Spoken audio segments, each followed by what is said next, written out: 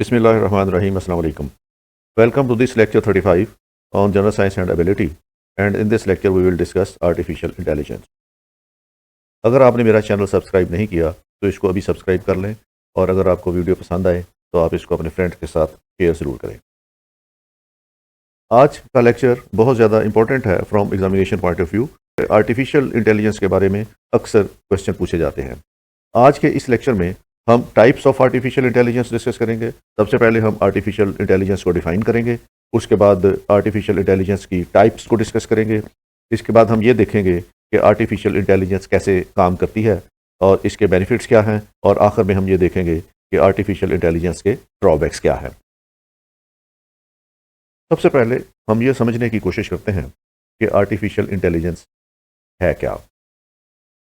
Artificial intelligence, जिसको उर्फ़ आम में AI भी लिखते हैं, is a field of study that involves creating machines and computers that can learn, reason and act in ways that usually require human intelligence. Artificial intelligence study का वो field है जिसमें हम मशीन्स और कंप्यूटर्स की स्टडी करते हैं और ये देखते हैं कि वो मशीन्स और कंप्यूटर्स लर्न कैसे करती हैं, वो रीज़न कैसे करती हैं, और वो काम कैसे करती हैं, एक्ट कैसे करती हैं, और उनके इस एक्ट करने के पीछे जो अवामिल हैं वो हम उनको कंपेयर करते हैं ह्यूमन इंटेलिजेंस के साथ, कि जैसे इंसानी दिमाग लर्न करता है, रीज़न करता है और उसके बाद एक्ट करता है। मशीन को उस तरीके से करने के लिए हम तैयार कर लें तो, और मशीन उसी तरीके से करना शुरू कर दे जैसे ह्यूमन इंटेलिजेंस काम करती है, तो इसको आर्टिफिशियल इंटेलिजेंस कहते हैं। AI can process data that is too large for humans to analyse. Artificial intelligence के साथ हम डाटा को प्रोसेस कर सकते हैं और बड़े बड़े डाटास को प्रोसेस कर सकते हैं जिनको हम इंसानी दिमाग से एनालाइज नहीं कर सकते। उनको एनालाइज करने के लिए हम आर्टिफिशियल इंटेलिजेंस को यूज करते हैं।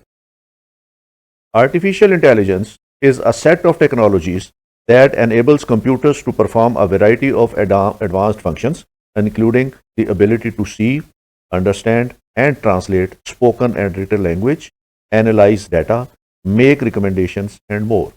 आर्टिफिशियल इंटेलिजेंस वो टेक्नोलॉजीज़ हैं जो कंप्यूटर पे बेस करती हैं और कंप्यूटर को एनेबल करती हैं कि वो कुछ एडवांस फंक्शंस परफॉर्म कर सके, और उन परफॉर्म्स में कंप्यूटर के अंदर ये एबिलिटी आ जाती है कि वो चीज़ों को देख सके, उनको समझ सके और ज़ुबानों को ट्रांसलेट कर सके और समझ सके, और डाटा अगर उसको दिया जाए तो उसको एनालाइज कर ले और उस एनालाइज करने की बेसिस पे फिर रिकमेंडेशंस तैयार करे और इससे ज़्यादा फिर वो प्रिडिक्शन भी कर सके। तो इस सारे प्रोसेस को आर्टिफिशियल इंटेलिजेंस कहा जाता है। Basically artificial intelligence is use of technology, particularly the computers, for reasoning and on the basis of that reasoning for giving certain predictions and recommendation. Artificial intelligence is the simulation of human intelligence process by machines, especially computer systems. तो ये बिल्कुल इंसानी दिमाग की तरह काम करता है और उसी तरीके से सोचता है और उसी तरीके से डाटा को प्रोसेस करता है, लेकिन ये सारा काम मशीन्स के जरिए और पर्टिकुलरली कंप्यूटर्स के जरिए होता है।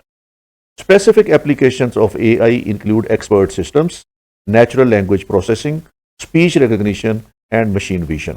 और इसमें जो एप्लीकेशंस यूज़ होती हैं, इसमें जो एक्सपर्ट सिस्टम यूज़ होते हैं, उसके अंदर ये नेचुरल लैंग्वेज प्रोसेसिंग है, स्पीच रिकग्निशन है, वॉइस रिकग्निशन है, और इस तरह के दूसरे प्रोग्राम्स इसके अंदर यूज़ होते हैं। आर्टिफिशियल इंटेलिजेंस कई तरीक़ों से यूज़ होती है। एक तो इसमें डाटा एनालिटिक्स हैं, इनके ज़रिए डाटा के एनालिसिस किए जाते हैं। AI can analyse data to make predictions and forecast.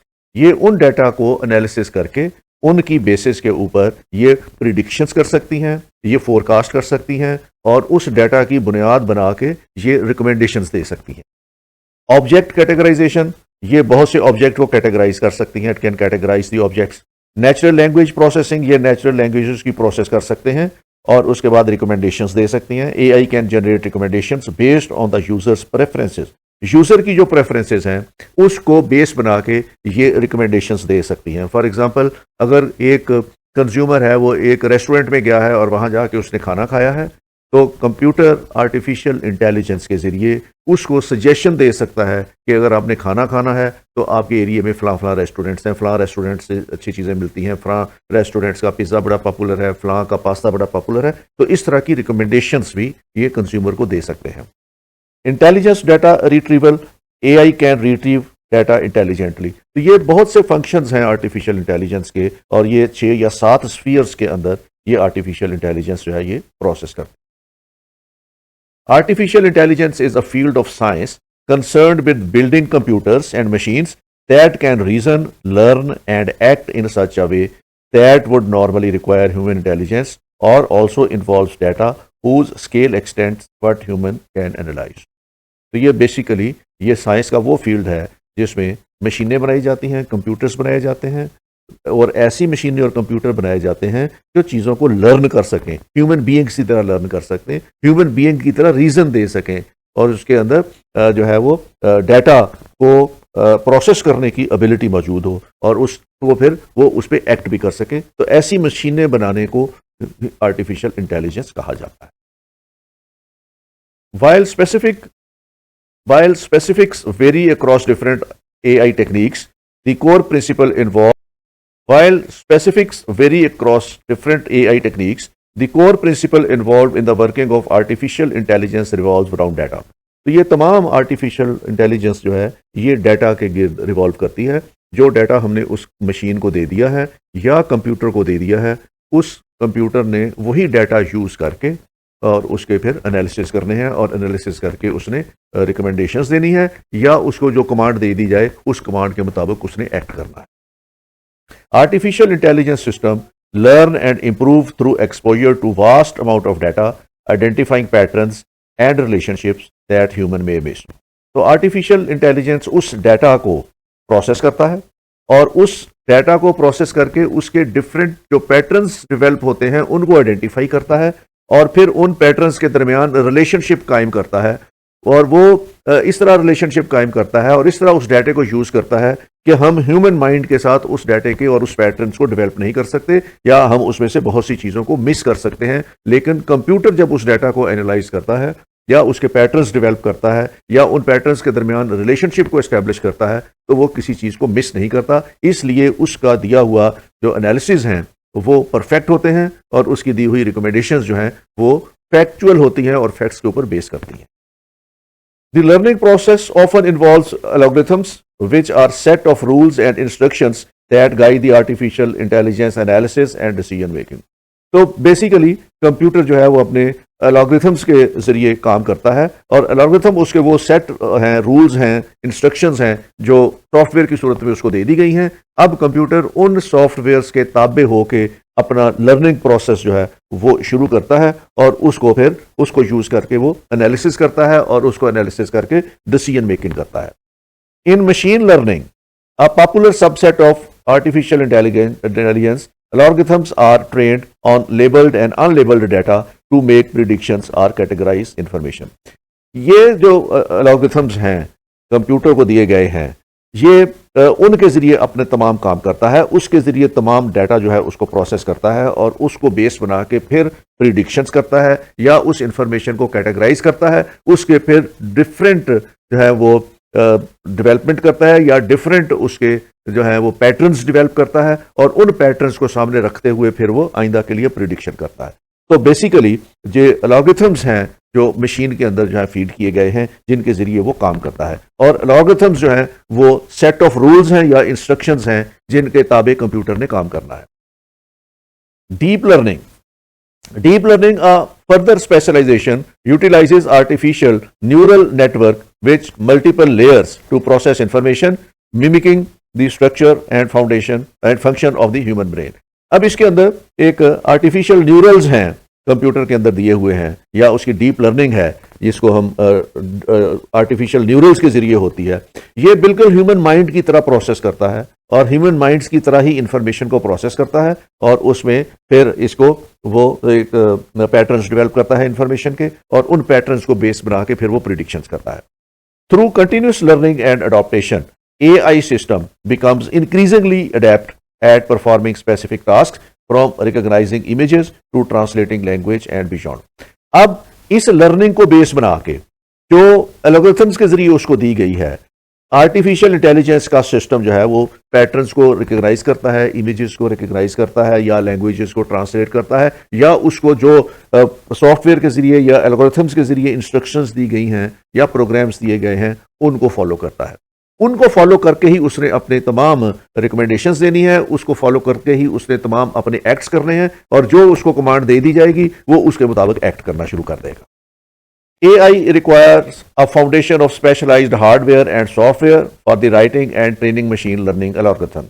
अब इसको हार्डवेयर की भी जरूरत है, इसको सॉफ्टवेयर की भी जरूरत है, और उसमें मशीन ने फिर उन एल्गोरिथम्स को लर्न करना है जो उसको सॉफ्टवेयर की सूरत में फीड किए गए हैं। No one programming language is synonymous with AI, but a few including Python, R and Java are popular. तो इसके लिए डिफरेंट प्रोग्राम्स हैं, लैंग्वेजेस के प्रोग्राम हैं जिनके जरिए ये इंस्ट्रक्शंस एल्गोरिथम वाली जो है वो आर्टिफिशियल इंटेलिजेंस में मशीन्स को या कंप्यूटर्स को दी जाती है। AI system work by ingesting large amount of labeled training data, analyzing the data for correlations and patterns, and using these patterns to make predictions about future states. तो मुख्तसर ये है कि आर्टिफिशियल इंटेलिजेंस जो है ये मशीन्स हैं या कंप्यूटर्स हैं जिनको खसूसी तौर पर एल्गोरिथम के ज़रिए वो प्रोग्राम दिए जाते हैं या उनको ट्रेनिंग डाटा दिया जाता है, वो उस डाटा को एनालाइज करते हैं, उसको कोरिलेट करते हैं, उसके डिफरेंट पैटर्न्स डेवलप करते हैं, और फिर उन पैटर्न्स को डेवलप करके वो प्रिडिक्शन करते हैं। AI programming focuses on 3 cognitive skills. इसमें 3 स्किल्स जो हैं उन पे फोकस किया जाता है, और ये तीनों कॉग्निटिव स्किल्स हैं। और उसमें पहली स्किल जो है वो लर्निंग है, सीखने की, दूसरी रीजनिंग की, और तीसरी सेल्फ करेक्शन की। तो ये 3 स्किल्स ऐसी हैं जो कंप्यूटर या वो मशीन जो है वो सीखती है आर्टिफिशियल इंटेलिजेंस में। पहले का लर्निंग का प्रोसेस है, उसके बाद इसमें रीजनिंग का प्रोसेस है, और तीसरा प्रोसेस उसमें सेल्फ करेक्शन का है। अब इन तीनों प्रोसेस को हम थोड़ा थोड़ा डिस्कस करते हैं। In this way a chat bot that is fed examples of text chats can learn to produce lifelike exchanges with people, or an image recognition tool can learn to identify and describe objects in image by reviewing millions of examples. तो 2 बड़ी इसकी जो मिसालें हैं artificial intelligence की वो ये हैं, एक तो चैट बॉट्स हैं जहाँ पे वो मशीन आपके साथ चैट कर रही है और आपके सवालों के जवाब दे रही है, और दूसरी में वो इमेज रिकग्निशन वाले टूल्स हैं जो इमेज को ना सिर्फ ये कि रिकग्नाइज करते हैं, आइडेंटिफाई करते हैं, बल्कि उस ऑब्जेक्ट को जो है वो डिस्क्राइब भी करते हैं, और इसमें आइडेंटिकल चीज़ें उसमें से निकालते हैं, सिमिलैरिटीज डिससिमिलैरिटीज निकाल सकते हैं। तो ये काम जो है वो कंप्यूटर आर्टिफिशियल इंटेलिजेंस के जरिए करता है। तो जो हमने 3 प्रोसेस देखे हैं आर्टिफिशियल इंटेलिजेंस के, उनमें से सबसे पहला प्रोसेस जो है that is the learning process. This aspect of artificial intelligence programming focuses on acquiring data and creating rules for how to turn the data into actionable information. जो लर्निंग का process है उसमें जो उसको डाटा फीड किया जाता है या डाटा उसके पास आता है, तो ये उसको एक्शनेबल इंफॉर्मेशन में कन्वर्ट करता है। The rules, which are called algorithms, provide computing devices with step-by-step instructions for how to complete a specific task. अब इसमें एल्गोरिथम्स के जरिए उसको स्टेप बाय स्टेप कंप्यूटर को यह बताया जाता है कि उसने इन इंस्ट्रक्शंस को फॉलो कैसे करना है, और जो स्पेसिफिक टास्क उसको दिया गया है उसने उसको मुकम्मल कैसे करना है। रीजनिंग प्रोसेस के अंदर this aspect of artificial intelligence programming focuses on choosing the right algorithm to reach a desired outcome. Self correction process, this aspect of artificial intelligence program is designed to continually fine-tune algorithms and to ensure they provide the most accurate results possible. अब इसमें self correction process में उन programmes को हमेशा algorithms को या set of rules को हमेशा रिफाइन किया जाता है ताकि एक्यूरेट पॉसिबल रिजल्ट्स हासिल कर सकें। अब आर्टिफिशियल इंटेलिजेंस की 4 स्टेजेस हैं।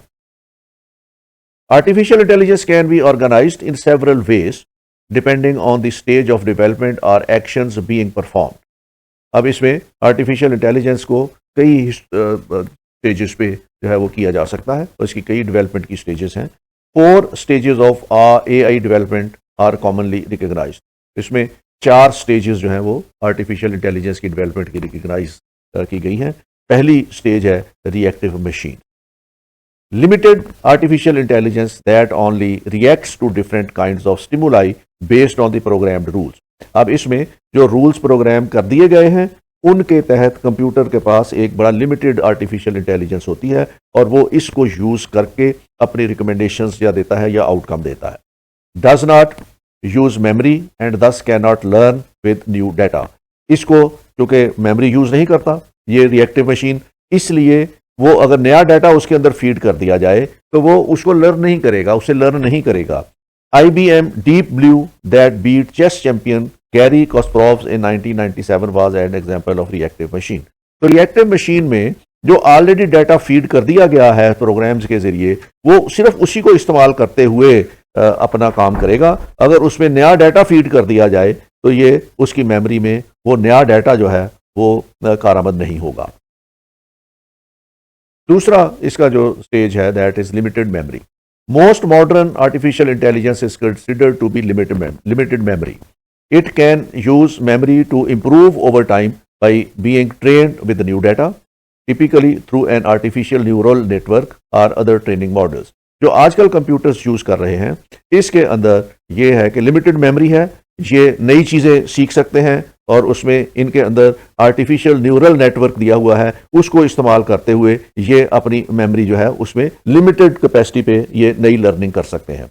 Deep learning a subset of machine learning is considered limited memory artificial intelligence. तो डीप लर्निंग जो है इसमें लिमिटेड आर्टिफिशियल इंटेलिजेंस के जिम्मे के अंदर आती है। Theory of mind।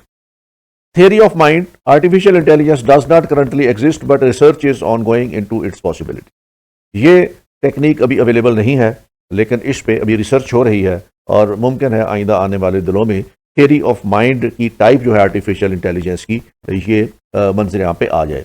It describes artificial intelligence that can emulate the human minds and has decision making capabilities equal to that of the human mind. इस थियरी ऑफ माइंड के तहत ये जैसे इंसानी दिमाग इमुलेट करता है चीज़ों को, जैसे वो डिसीजन मेकिंग कैपेबिलिटीज़ हैं इंसानी दिमाग के पास और मुख्तलिफ ऑप्शंस होते हुए ये अपना डिसीजन कर सकता है, इसी तरीके से ये थियरी ऑफ माइंड में भी डिसीजन करना आर्टिफिशियल इंटेलिजेंस के जरिए मुमकिन होगा, including recognising and remembering emotions and reaction in social situation as a human would. और ये बिल्कुल ऐसे ही होगा जैसे डिफरेंट सोशल कंडीशंस में एंड सिचुएशन में इंसान रिएक्ट करता है, इसी तरीके से कंप्यूटर भी डिफरेंट सोशल सिचुएशंस के अंदर रिएक्ट करेगा। उसके अंदर इमोशन होंगे, उसके अंदर फीलिंग्स होंगी और वो उसी तरीके से अपनी फीलिंग का इजहार करेगा जैसे ह्यूमन बीइंग अपनी फीलिंग का इजहार करते हैं। तो ये टाइप जो है वो थियरी ऑफ माइंड कहलाती है। फोर्थ टाइप इसकी जो है that is self aware, a step above theory of mind. AI self aware artificial intelligence describes a mythical machine that is aware of its own existence and has the intellectual and emotional capabilities of human। ये theory of mind से भी अगली stage है, ये भी अभी operational नहीं है, इस पे भी अभी रिसर्च हो रही है और इसमें इंसान उसी तरीके से जो है वो इंटेलेक्चुअली सोचेगा, अपने बारे में जैसे सोचते हैं मशीन उसी तरह सोचेगी और उसमें वो तमाम इमोशनल कैपेबिलिटीज होंगी जैसी ह्यूमन बीइंग के अंदर कैपेबिलिटीज होती हैं। Like theory of mind artificial intelligence self aware artificial intelligence does not currently exist. तो ये भी अभी इसका भी वजूद नहीं है लेकिन इस पे भी रिसर्च हो रही है। Maybe one day we can find such devices जिनके अंदर ये सेल्फ अवेयर है। A more useful way of broadly categorising type of artificial intelligence is by what the machine can do. एक और इसको किया जा सकता है, टाइप कैटेगराइज की जा सकती है कि मशीन क्या काम कर सकती है, उसके हिसाब से भी हम इसको आर्टिफिशियल इंटेलिजेंस को कैटेगराइज कर सकते हैं। All of what we currently call artificial intelligence is considered artificial narrow intelligence because it can perform only narrow sets of action based on its programming and training। तो आजकल जो artificial intelligence है इसको हम narrow artificial intelligence कह सकते हैं क्योंकि ये सिर्फ वो काम सर अंजाम दे सकती है, वो प्रोग्राम सर अंजाम दे सकती है जो इसके अंदर फीड किए गए हैं या जिसकी उस मशीन को या कंप्यूटर को ट्रेनिंग दी गई है, वो सिर्फ वही काम परफॉर्म कर सकते हैं। उन प्रोग्राम्स से हट के, उन एल्गोरिथम से हट के ये कंप्यूटर्स कोई और काम नहीं कर सकते, इसलिए इसको आर्टिफिशियल नैरो इंटेलिजेंस का नाम दिया गया है। For instance an AI algorithm that is used for object classification won't be able to perform natural language processing. जैसे एक कंप्यूटर को अगर ऑब्जेक्ट क्लासिफिकेशन का प्रोग्राम दिया गया है तो वो सिर्फ यही प्रोग्राम कर सकता है, इसके अलावा वो कोई दूसरा काम नहीं कर सकता. अगर उसको लैंग्वेज नेचुरल लैंग्वेज प्रोसेस करने के लिए दे दी जाए तो वो नहीं कर सकेगा, because he is not trained for that. He has not learned this task. Similarly, Google research in the form of narrow AI as is predictive analytics on virtual assistant. तो इसी तरीके से जो गूगल सर्च है ये भी narrow artificial intelligence के ऊपर काम कर रही है. अब इसके मुकाबले में एक आर्टिफिशियल जनरल इंटेलिजेंस भी है जिसको हम the ability of a machine to sense, think and act just like a human being. अगर कोई मशीन ऐसी है जो इंसानों की तरह सेंस रखती है, उनकी तरह सोच सकती है, उनकी जगह एक्ट कर सकती है, तो उसको हम आर्टिफिशियल जनरल इंटेलिजेंस कहते हैं. ये वो मशीन है जो इंसानी दिमाग की तरह सोच सकती है या इंसानी दिमाग की तरह एक्ट कर सकती है. AGI does not currently exist. आज तक इस मशीन का कोई वजूद नहीं है, लेकिन ये तवक्को की जा सकती है कि आने वाले दिनों में ऐसी मशीनें बना ली जाएं जो बिल्कुल ह्यूमन माइंड की तरह सोचें, उसकी तरह सेंस करें और उसकी तरह act. The next level would be artificial super intelligence. उससे अगली स्टेज क्या हो सकती है? ये आर्टिफिशियल सुपर इंटेलिजेंस या ASI हो सकती है, in which the machine would be able to function in all ways superior to a human. इसमें मशीनें ऐसी बनाई जाएंगी जो सुपर मशीन्स होंगी और वो इंसान की तरह सोचेंगी, काम करेंगी, लेकिन वो इंसानी माइंड से सुपीरियर होंगी. उनमें गलती करने का इम्कान नहीं होगा, तो उसमें फॉल्ट नहीं आ सकता. वो जो काम भी करेंगी वो परफेक्शन के साथ करेंगी. ह्यूमन एरर का एलिमेंट आ सकता है ह्यूमन सोच के अंदर, लेकिन वो जो सुपर इंटेलिजेंस मशीन्स होंगी या आर्टिफिशियल सुपर इंटेलिजेंस होगी उसके अंदर गलती का इम्कान नहीं होगा. तो इन दो चीज़ों पे, artificial general intelligence and artificial super intelligence पे प्रेजेंटली काम हो रहा है. अब बेनिफिट्स क्या हैं आर्टिफिशियल इंटेलिजेंस के? पहला बेनिफिट है इसका automation. Artificial intelligence can automate workflows and processes or work independently and autonomously from the human team.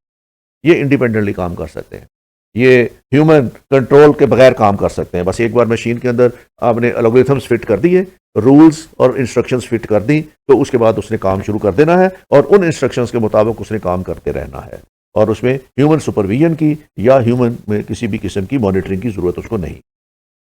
For example, AI can help automate aspects of cyber security by continuously monitoring and analyzing network traffic. तो जैसे उसको हम security के काम पे लगा दें, उसको ट्रैफिक पे लगा दें, उसको किसी और काम पे लगा दें, वो अपने प्रोग्राम के मुताबिक वो उसी तरीके से ऑटोमेटिक काम करता जाएगा. Similarly, a smart factory may have dozens of different kinds of artificial intelligence in use, such as robots using computer vision to navigate the factory floors or to inspect products for defects, create digital twins and use real-time analytics to measure efficiency and output. और इसी तरह computer को बहुत से ऐसे काम दिए जा सकते हैं, रोबोट बनाए जा सकते हैं, रोबोट्स को असेंबली लाइन पे काम दिया जा सकता है, उसको काउंटिंग का काम दिया जा सकता है, उसको पैकिंग का काम दिया जा सकता है और उसको और बहुत से काम दिए जा सकते हैं और वो काम ये एरर फ्री करता जाएगा, इसमें गलती का इम्कान नहीं होगा. तो पहला बेनिफिट इसका जो है आर्टिफिशियल इंटेलिजेंस का, that is automation. Second is reduce human error. इंसान गलती कर सकता है. Artificial intelligence can eliminate manual errors in data processing, analytics, assembly and manufacturing and other tasks throughout automation and algorithms that follow the same processes every single time. तो human error हो सकता है जब एक ही काम बार बार एक इंसान ने करना है तो उसमें गलती का इम्कान हो सकता है, लेकिन वही काम अगर आपने आर्टिफिशियल इंटेलिजेंस के जरिए मशीन्स को दे दिया है तो मशीन जो है उसमें एरर फ्री होंगी, उसमें गलती नहीं होगी. Eliminate repetitive tasks. AI can use to perform repetitive tasks, freeing human capital to work on higher impact problems. अब जो काम एक ही तरह का काम बार बार किए जाना है, अब एक पैकर है किसी फैक्ट्री के अंदर, उसने चीज़ें पैक किए जाना है, वही काम पैक कर रहा है, वही रोज़ काम पैक कर रहा है, तो ये रेपिटेटिव वर्क है. इस रेपिटेटिव वर्क में किसी किस्म की इंटेलिजेंस यूज़ नहीं होती है. वो जो इंसान वहाँ बिठाया हुआ है वो एक मैकेनिकल काम किए जा रहा है. तो इस तरह के काम हम कंप्यूटर को दे सकते हैं, आर्टिफिशियल इंटेलिजेंस को दे सकते हैं और इंसान जो है वो उसको किसी और बेहतर काम के लिए हम फ्री कर सकते हैं वहाँ से. Artificial intelligence can be used to automate processes like verifying documents, transcribing phone calls, and answering simple customer questions like what time do you close. तो इस तरह आर्टिफिशियल इंटेलिजेंस को ये ऑटोमेटेड प्रोसेस पे लगाया जा सकता है। ऐसी टेलीफोन कॉल्स जिनका एक ही तरह का जवाब देना है, उस पे आर्टिफिशियल इंटेलिजेंस के जरिए वो जवाब दिया जा सकता है। इसी तरीके से जो डॉक्यूमेंट वेरीफाई करने हैं, दो डॉक्यूमेंट्स हैं, उनमें से देखना है कि ये दोनों डॉक्यूमेंट्स जो हैं वो एक जैसे हैं, एक जैसे बनाए गए हैं, तो उसकी प्रूफ रीडिंग करनी है, तो ये काम भी आर्टिफिशियल इंटेलिजेंस के जुम्मे लगाया जा सकता है। Robots are often use to perform dull, dirty and dangerous task in the place of human. Robots को बहुत ज्यादा काम दिए जा सकते हैं।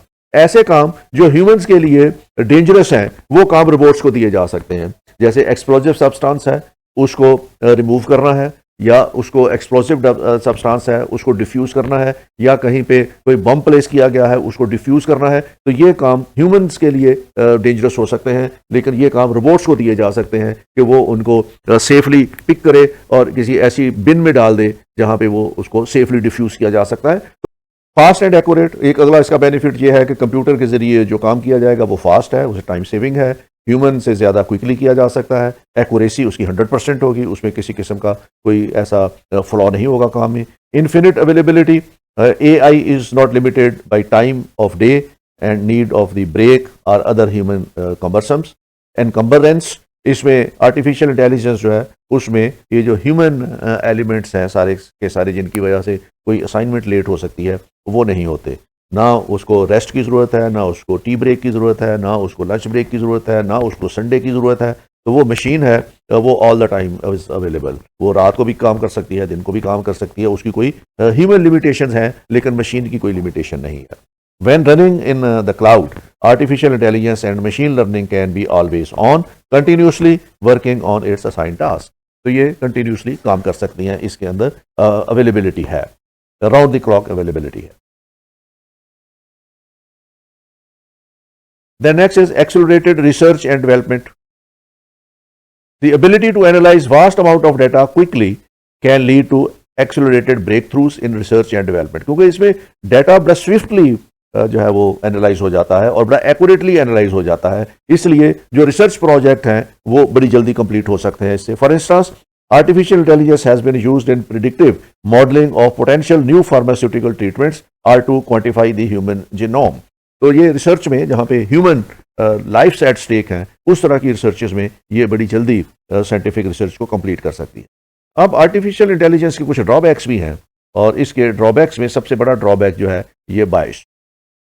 Artificial intelligence system can make unfair decisions or perpetuate inequalities if they are trained on data sets that reflect the biases of the people who created them. अगर एक डाटा के अंदर ह्यूमन बायसेस हैं और वही डाटा आर्टिफिशियल इंटेलिजेंस के हवाले कर दिया जाता है फॉर मेकिंग द डिसीजन, तो उसमें इम्कान ये है कि आर्टिफिशियल इंटेलिजेंस गिवन डाटा को सामने रखते हुए डिसीजन देगी, और उसमें जो डाटा के बायसेस हैं वो भी उसी तरह रिफ्लेक्ट हो जाएंगे। क्योंकि ये आर्टिफिशियल इंटेलिजेंस है, ये अपनी इंस्ट्रक्शन से बियॉन्ड नहीं काम कर सकती, इसलिए जो इंस्ट्रक्शंस और डाटा इसको फीड किया गया है उसी को बेस बना के इसने अपने डिसीजंस करने हैं। तो जो बायसेस डाटा के अंदर होंगे वही बायसेस उनके रिफ्लेक्ट हो जाएंगे उसी तरह डिसीजन में। Ethical concerns, artificial intelligence can become intrusive when organisations collect more and more personal data. अब हम हर किसी का हमारा पर्सनल डाटा जो है वो इस वक्त अवेलेबल है। हाँ, और आर्टिफिशियल इंटेलिजेंस में आपके पास मोबाइल फ़ोन है, वो मोबाइल फ़ोन आपकी लोकेशन जो है उसको फीड कर रहा है, और वो जहाँ जहाँ आप जा रहे हैं वो आपका डाटा उसके पास जमा होता जा रहा है। तो इस तरह की जो डाटा कलेक्शन है, जो आर्टिफिशियल इंटेलिजेंस खुद से डाटा कलेक्ट कर रही है, वो किसी ना किसी तरीके से प्रॉब्लम क्रिएट कर सकते हैं ह्यूमैनिटी के लिए। और ये पर्सनल डाटा है, और ये अनएथिकल है कि किसी पर्सन का डाटा उसकी मर्जी के बगैर कोई इकट्ठा करता रहे और उसको यूज करे, उसको एनालाइज करे और उसकी बेसिस के पे प्रिडिक्शन भी करे। तीसरा इसका जो ड्रॉबैक है that is high cost. Artificial intelligence can be expensive to implement and maintain, they require significant computing power and data to develop and train, and they need continuous updates and monitoring. तो ये मुश्किल काम है और इस पर बहुत ज़्यादा एक्सपेंडिचर्स आते हैं उसको प्रोग्राम को करने के लिए, प्रोग्राम फीड करने के लिए, और एल्गोरिथम्स तैयार करने के लिए, सॉफ्टवेयर तैयार करने के लिए, उसके जो हार्डवेयर है उसको तैयार करने के लिए। तो इसको और फिर परसिस्टेंटली इसको with the change of circumstances in programs को चेंज करना पड़ेगा, इस सॉफ्टवेयर को, हार्डवेयर को चेंज करना पड़ेगा। तो ये इसकी कॉस्ट बहुत हाई होगी।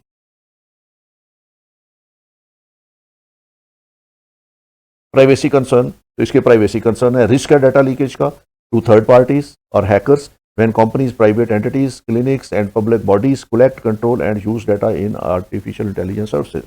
किसी भी शख्स का डाटा जो है वो जब हम फीड करते हैं कंप्यूटर्स के अंदर तो वो उसमें फिर प्रॉब्लम क्रिएट हो सकते हैं उसकी प्राइवेसी के, वो डाटा लीक हो सकता है, वो अनऑथोराइज्ड हैंड्स में जा सकता है, वो हैकर्स के पास जा सकता है। तो ये इसके प्राइवेसी कंसर्न्स हैं। Dependency on technology, artificial intelligence ने ह्यूमन माइंड्स को बिल्कुल जो है वो रद्दी करके रख दिया है।